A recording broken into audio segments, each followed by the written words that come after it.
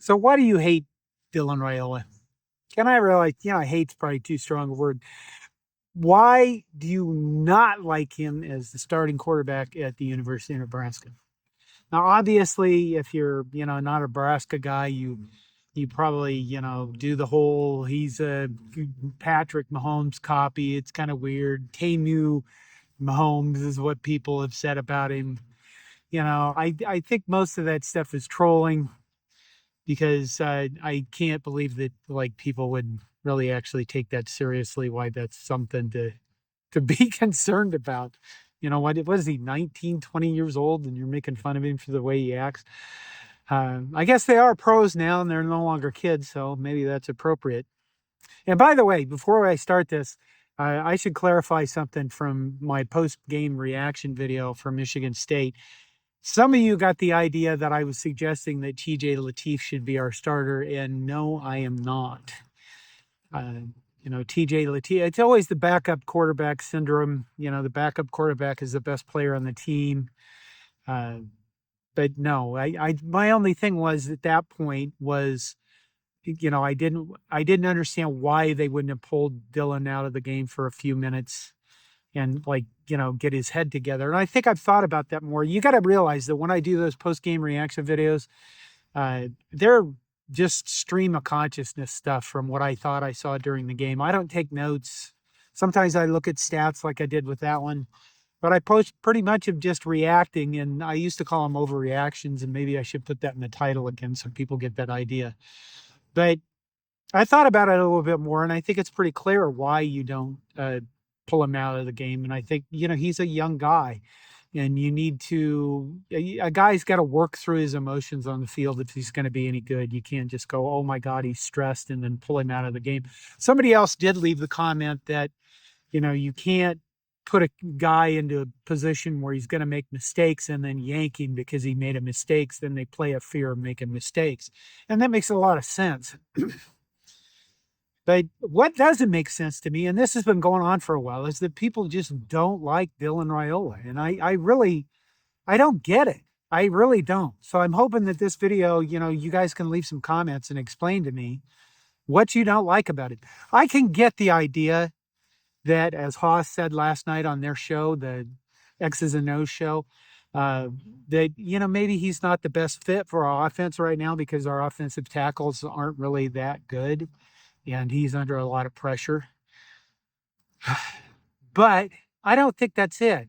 I think that, when you look at him play, first of all, I did look at one stat before I sat down to do this video. I didn't go through all the stats. I just looked at one, and that's quarterback rating. And right now he's 18th in the nation.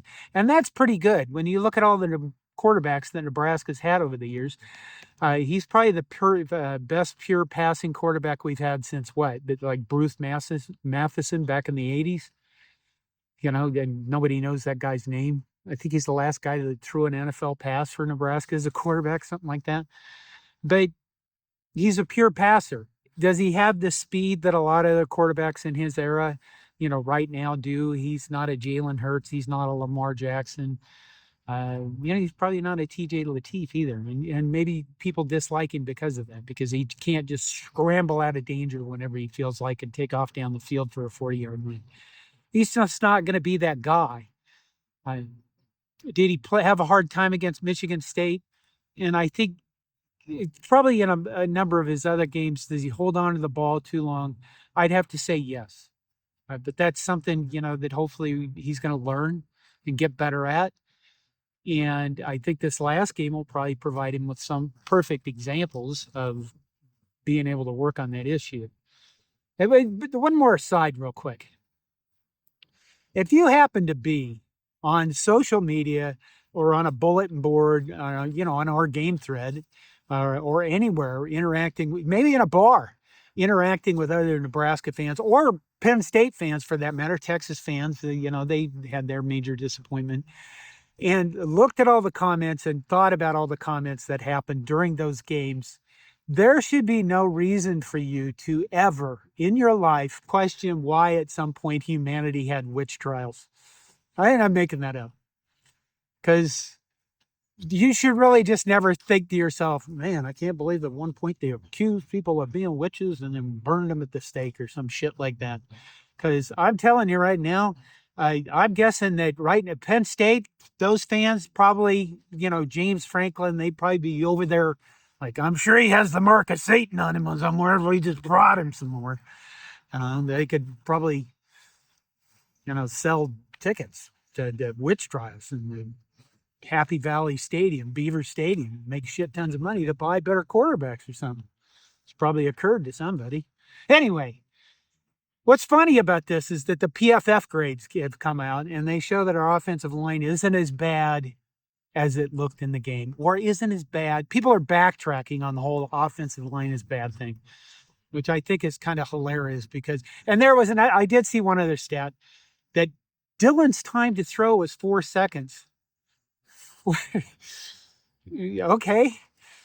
I don't know what that means, but he could have a coffee, maybe a croissant back there in the backfield. I don't think I don't have any faith in these statistics whatsoever because that's not what I saw. He sure as hell didn't have 4 seconds. I think our offensive line, I didn't go back and look at this game and I'm not going to. Remember I said we'd never speak of this again. I'm not going to waste my time with it. But I think our offensive line, when you look at them, they have problems picking up stunts, twists, and blitz. They have problems with that. I don't, if you go back and look, I don't know how PFF grades that stuff, but I don't think that they're probably doing a very good job of it. Back to Dylan. Is it the way he talks? I mean, the guy in press conferences, the guy in terms of being in front of the media, I mean, he seems pretty polished to me. He doesn't say anything really overly stupid. He seems, people made fun of him for wearing gold chains or something this last week. And does he have on his mother's jewelry? I saw somebody tweet that. I try to stay off Twitter, but, I go on there for a while and things stick with me. Is it that he takes a long time finding his receivers? Is it the fact that we can go back and look at games and go, look, he missed this guy and this guy and this guy because that's what we get to do with the benefit of hindsight? I'm really interested in understanding why people do not like Dylan Raiola as Nebraska fans. If you're another guy, I can understand you want to just give a shit about it. One of the biggest reasons, I have a theory on this, and you can prove me right or wrong. I think one of the biggest reasons why people don't like Dylan, we're on a first name basis now, is because he never gets too bent out of shape during games. I mean, he will do he'll kind of do the scream stuff or the pump himself up stuff if you see that before a game. But when he's on the field, he really doesn't seem to get too, bent out of shape. And is that a problem with people? Even when he got his face mask torn off and his face mask and his helmet torn off, he didn't really at that time get really pissed off about it on the field. You saw this clip of him walking over to the sideline and kind of tossing his helmet like he was disgusted. And Matt Rule made this comment about having blood in his eye, or maybe he made that comment. But is it because he doesn't show a lot? If he doesn't get bent out of shape or he doesn't get angry or doesn't get really crazy, he saves his celebration for the end of the game, the victory formation thing. Is that it? I'd really like to know. I think it's interesting that people are backtracking on the offensive line thing again. That our offensive line isn't that bad. Yeah, they had moments where they were just absolutely god awful. We got down to in scoring range, and then we got backed up into a 4th and 42. Go back and look at that series. Now, did Dylan hold on to the ball a little bit? Yeah, he's probably Here's the thing with that. He held on to the ball over the past 10 years, at least maybe 15. We have written article after article after article about how Nebraska has been losing games because of turnovers. And Dylan Raiola, I lied, I guess, earlier. 12 TDs with 2 interceptions. When he threw that interception, let me ask you this. When he threw that interception Saturday against Michigan State, what was your reaction at the time? Because I know what mine was. It was kind of surprise. It was shock. I went, oh my God, he threw an interception. Like it was a surprise. And that's different than a lot of other Nebraska quarterbacks we've seen where you just kind of look out there and go, wow, that figures. Right? Or did you not get that? Because I did. I was surprised that he had a turnover. And I think he's done a really, really good job of protecting the ball. People have complained about him not throwing the ball away, but which one would you rather do? I think part of there is a fine line, or there's kind of a balance, a distinction between get the ball out quickly and throw interceptions.